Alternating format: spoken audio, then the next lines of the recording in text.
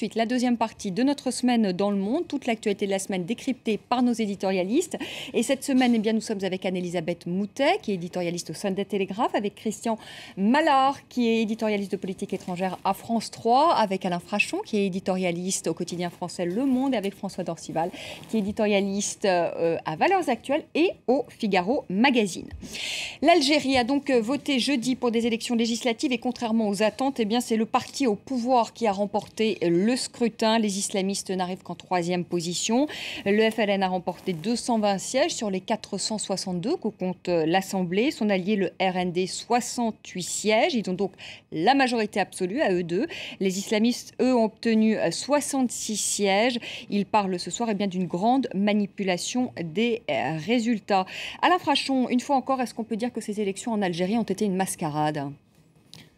Alors là, franchement, je ne sais pas. Je sais que ces élections se déroulaient sous plus ou moins une sorte de contrôle international, 500 observateurs étrangers, et je sais que ces observateurs ont donné un quitus au déroulement du scrutin. Ils ont dit que ça s'était passé de manière relativement démocratique. Je veux dire aussi que la presse algérienne est d'une liberté de ton féroce à l'égard du pouvoir, comme il n'y a pas dans le reste du Maghreb. Enfin, peut-être maintenant en Tunisie, je ne sais pas.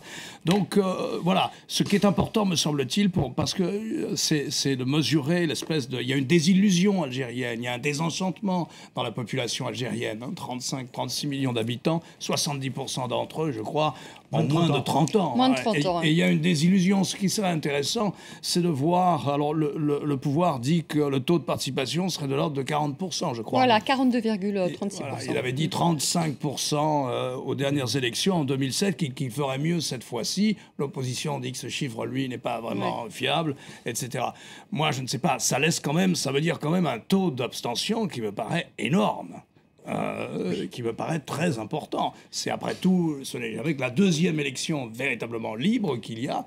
La précédente, c'était en 1991, quand le Front islamique du salut avait remporté, et c'est arrivé en avant, à l'issue du premier tour. Moi, je dirais que ça me paraît quand même un chiffre, qui m'étonne, sans être un spécialiste de l'Algérie du tout, qui m'étonne par sa faiblesse. Je crois qu'une majorité des Algériens sont un peu écœurés de la politique qui leur est proposée à l'intérieur de leur pays aujourd'hui. C'est vrai qu'ils ont été quand même très traumatisés par ce qui s'est passé en 91, à l'époque du fils, et qu'ils n'avaient pas envie de revivre ce qu'ils ont vécu. Surtout la vague de violence que la vague de violence qu'ils ont vécue. 10 ans de guerre civile, 200 000 morts. Mais je pense qu'aujourd'hui, en effet, il y a cette désaffection vis-à-vis du pouvoir, et en même temps, je me dis qu'il faudrait qu'avec cette victoire qui est entérinée aujourd'hui, que le pouvoir, M. Bouteflika qui est très malade, et surtout les militaires qui détiennent ce pouvoir, comprennent que le salut de leur pays est dans un changement de politique radical vis-à-vis de leur population. Parce que quand on a aujourd'hui, et il faut le répéter, un matelas financier de 155 milliards de dollars, et que le peuple algérien, les jeunes, Alain disait tout à l'heure, 70% de cette population qui a moins de 30 ans. 21% de ces jeunes qui sont au chômage. Des gens qui n'ont pas de bonnes conditions de logement. Avec 155 milliards de dollars, revenus du pétrole et du gaz, si on ne fait pas toucher une partie des dividendes de ces richesses naturelles au peuple, forcément, il y a un jour où on aura à nouveau des problèmes. Si le gouvernement algérien aujourd'hui, et l'armée surtout, pouvaient comprendre ça, à ce moment-là, l'Algérie aura peut-être de beaux lendemains. Mais la question qu'on se pose quand même, Christian, je vais vous la poser, Anne-Elisabeth, comment se fait-il qu'il n'y ait pas eu de printemps arabe en Algérie ? Alors que tous les pays de la région, et même le Maroc, on a vu, il y a des réformes qui ont été faites au Maroc, les Marocains qui sont descendus dans la rue. Pourquoi ça n'a pas bougé en Algérie ? Il y a eu des petits frémissements, il y a eu quelques manifestations au début du mois de janvier, il y a un an, et puis plus rien. Les Algériens, ils ont vécu une guerre civile. On disait ça tout à l'heure, ils ont vécu une guerre civile absolument terrifiante, où on s'est comporté de manière horrible et on a tué beaucoup de monde des deux côtés. Et je crois que eux, ils ont malgré tout le souvenir de quelque chose de relativement proche, qui a duré très longtemps, qui a été très sanglant. Alors ça, c'est une première chose. La deuxième, c'est que j'ai jamais vu un Algérien prendre ses exemples au Maroc ou en Tunisie, bien au contraire. Mais je crois que en plus, vous avez des choses plus spécifiques en Algérie qui ont à voir avec des séparations régionales importantes entre les Kabyles et le reste du pays. Je crois surtout que il y avait pas le même genre. Il y a de la corruption, mais la corruption ne se manifeste pas du tout de la même manière. L'économie marche beaucoup moins bien parce qu'il y a beaucoup moins de tourisme et donc il pas une corruption vécue tous les jours comme ce qui a mis le feu aux poudres en Tunisie. Il y a en revanche, Christian a raison de parler de tout cet argent. Il y a une captation des richesses. Il y a une captation des richesses qui s'en vont. Ça induit plutôt chez les gens une espèce de dégoût général de la politique qu'une volonté de se rebeller contre le fait qu'il n'y a pas vraiment de censure, d'une part. Il n'y a pas des conditions vécues dans le quotidien des gens. Ils ont juste l'impression qu'on ne peut jamais rien changer et que ça ne va absolument pas marcher. Finalement, François, est-ce qu'ils sont, ils sont désillusionnés, on peut dire, résignés, les Algériens? De la résignation, sûrement. C'est un cas désespérant, tout de même, l'Algérie. Désespérant en raison précisément de la richesse matérielle et humaine que représente ce pays et du régime qui ne leur offre pas de possibilités de développement économique qu'ils méritent. À partir de là, la population qui est là, elle a voté pour la sécurité. Elle a voté pour que ça ne recommence pas, pour que, effectivement, et si les islamistes ont pris ce choc en étant quand même assez fortement battus par rapport à ce qu'ils pouvaient espérer, c'est précisément parce que les Algériens ont vu que les Tunisiens ne s'en sortaient pas bien. Démocratiquement, oui, mais l'économie tunisienne est tout à fait déprimée. On a vu ce qui s'était passé en Libye, ce qui se passe en Syrie, et au fond, c'est une réaction de sécurité qu'ils ont exprimée aujourd'hui. Mais effectivement, l'état d'esprit est quand même celui de la déception et de la désillusion. Et je crois quand même, quelque part, même si ce régime doit tirer les leçons pour l'avenir et changer un peu les choses, le faire de façon plus démocratique en tout cas, je pense qu'il faut se réjouir de cette stabilité qui est au rendez-vous aujourd'hui, parce qu'on n'aurait pas pu se permettre d'avoir une Algérie qui bascule côté des islamistes, avec ce que disait François, c'est-à-dire déjà les Tunisiens, ce régime tunisien avec M. Ghanouchi qui promet de ne pas instaurer la charia, mais est-ce qu'on peut faire confiance à Ghanouchi qui est débordé par les salafistes de son côté? Ça manque pas d'être inquiétant, et je crois que les Algériens, en effet, se sont posé la question en regardant ce qui se passait en Tunisie. Vous êtes d'accord avec ça, Alain Frachon? Vous pensez que l'exemple de la Tunisie les a Je pensais qu'il y a une malédiction du pétrole, d'une certaine manière. Oui. Il y a une malédiction des pays comme ça qui sont producteurs de pétrole ou de gaz. Regardez, l'Algérie, c'était un pays très puissant sur le plan agricole. Toute la population, il n'y a pas d'analphabétisme. La population est jeune, elle est éduquée. Il y a des infrastructures. Il y a des routes, il y a des autoroutes, etc. Et ils sont dans une panade économique et pas financière, comme on le disait, mais économique invraisemblable. Oui, il y a une malédiction du pétrole. Nous allons maintenant aux États-Unis, où nous sommes à 6 mois maintenant d'élection présidentielle. Barack Obama, cette semaine, s'est prononcé en faveur du mariage gay. C'était mercredi 9 mai. On l'écoute. À titre personnel, il est important pour moi d'aller de l'avant et d'affirmer que je pense que les couples de même sexe devraient pouvoir se marier. Il vous a surpris, Anne-Elisabeth Moutel, président américain, avec cette déclaration? Alors, il m'a surpris en ce qui concerne lui. C'est un certain risque. Il se dit que de toute façon, les gens qui sont contre le mariage gay ne voteraient pas pour lui. Et lui, ça lui permet tout de même de rassembler un parti démocratique qui est largement, le Parti démocrate, qui est largement déçu par tout ce qu'il a été élu par eux pour faire et qui n'a pas fait. Il n'a pas terminé finalement la guerre en Afghanistan et il n'a pas fait toutes sortes de choses sociales auxquelles ils y tenaient. Il n'a pas réussi à faire passer une loi sur le système de santé qui est une loi catastrophique. C'est un monstre de 3000 pages qui probablement va être cassé par la Cour suprême. Et donc, il était quelque part en train de récupérer une partie de sa base. Mais je voudrais tout de même rappeler que bien avant Obama, le vice-président Dick Cheney avait dit exactement la même chose et que lui, c'était absolument différent. On l'appelait le chef des néoconservateurs. Il était tellement aimé par la droite américaine qu'il pouvait dire ce qu'il voulait. Sa fille est homosexuel et il a dit écoutez, moi je suis pour le mariage gay parce qu'il a suivi un choix personnel. Donc Obama, il n'est pas aussi moderne sur ça qu'on ne le croit. Mais François Dorcival, là ça lui a donné quand même un petit côté moderne, un petit côté un peu jeune, progressiste. Et ça m'a permis de promener un peu ringard, mais c'est pas progressiste. Mais enfin, ça c'est autre chose. Ça c'est un point de vue personnel, comme dirait Obama. Non, sur la question à laquelle répond Obama, en fait, depuis son élection, vous savez que la question lui avait déjà été posée au moment de son élection et qu'à titre personnel, il avait répondu non. Pourquoi est-il passé du non au oui?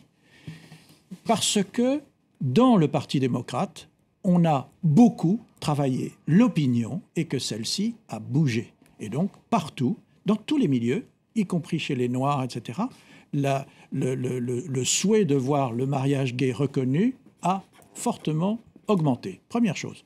Deuxième chose, nous sommes au début de la campagne présidentielle, dans la course qui va commencer, maintenant que les primaires sont faites, etc., tout ça va devenir extrêmement dur.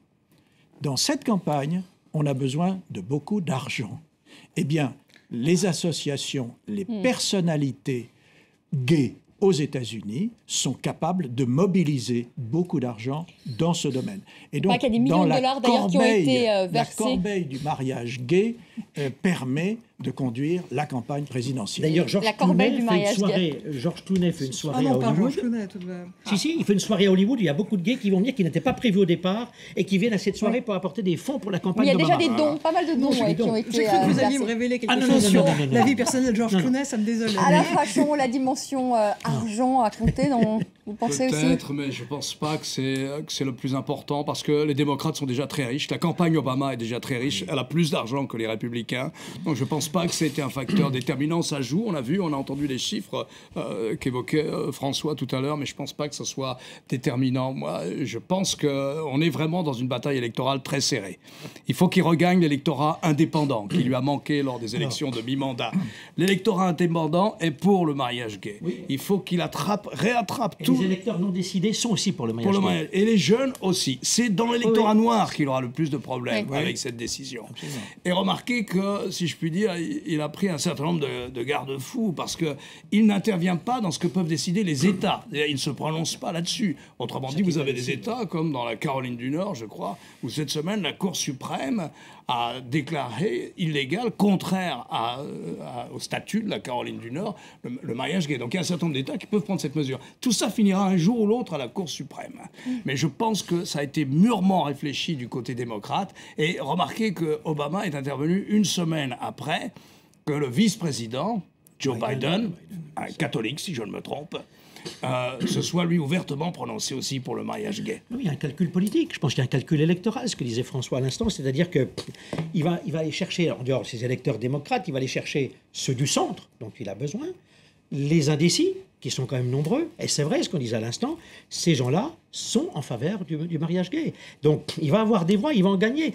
Les républicains sont traditionnellement opposés au mariage gay. Donc Romney, je ne pense pas qu'il va gagner dans ce domaine en attaquant Obama. C'est pas là-dessus. C'est sur l'économie qu'il faudra qu'il l'attaque, mais pas sur l'histoire du mariage gay. On arrive bientôt au terme de ce débat. Je vais vous prendre un peu de cours, parce que je ne vous ai pas prévenu avant. Je sais que vous en sortez toujours bien. Je voudrais savoir, Christian, qu'est-ce qui vous a marqué dans l'actualité de la semaine, hormis évidemment les sujets qu'on a abordés? Le prince Charles qui fait la météo, je trouve ça assez étonnant, mais il n'y a que les anglo-saxons pour faire ça. Je ne vois pas M. Sarkozy ou M. Hollande aller devant une carte pour nous dire « il fait beau à l'est, il fait beau à l'ouest ». Moi, je trouve formidable que le prince Charles soit allé faire la météo. Je dis bravo. Mais maintenant, j'attends la reine d'Angleterre pour faire la météo. Là, je dirais encore super bravo si elle le fait. Anne-Elisabeth. Le prince Charles faisant la météo, c'était d'autant plus formidable qu'il lui avait fait un texte absolument spécial en racontant le temps qui se trouvait ce jour-là être fort mauvais sur Balmoral. Pourquoi il a fait ça? Il a fait ça parce qu'il était en visite à la télévision, à la BBC Scotland. Et alors au milieu de sa présentation, il s'est rendu compte qu'il prévoyait un temps absolument épouvantable sur Balmoral. Il a dit « mais qui enfin a écrit ce foutu texte? Who the hell wrote that script ?»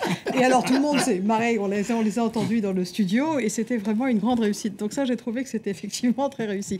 Et puis, c'était très intéressant de voir les premiers pas de Mme Trierweiler, qui a une position étonnante, puisqu'elle est la compagne de François Hollande. Elle va donc devenir ou ne pas devenir la première dame de France, un statut qui n'existe pas dans la Constitution française. Et pour le moment, elle est en train de dire qu'elle va continuer à être journaliste et en même temps, elle va être première dame. Alors, c'est une situation, j'attends de voir la suite avec intérêt, parce que je pense que, elle dit « j'ai besoin d'argent ». Je n'ai pas de fortune personnelle, j'ai 3 enfants à nourrir, etc. C'est très beau. On a notre petit cœur se serre. Mais relevez les sourcils à la façon. Ça paraît tout de même intéressant comme situation. Et je pense qu'il va y avoir un accès de réalisme au bout de quelques jours à l'Élysée où on se rendra compte que non, on ne peut pas jouer à ça. François.